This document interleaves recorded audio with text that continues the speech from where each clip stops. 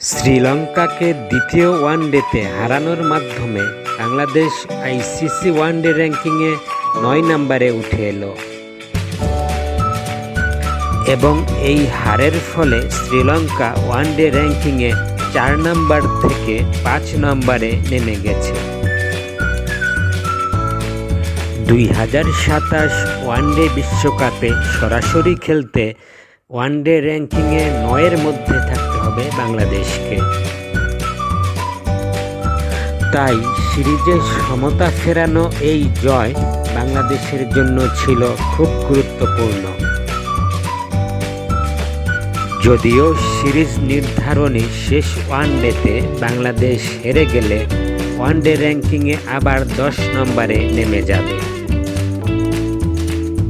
সুতরাং ওয়ানডে র্যাঙ্কিংয়ে ৯ নম্বর স্থান অক্ষুণ্ণ রাখতে হলে সিরিজ জয়ের বিকল্প নেই বাংলাদেশের জন্য।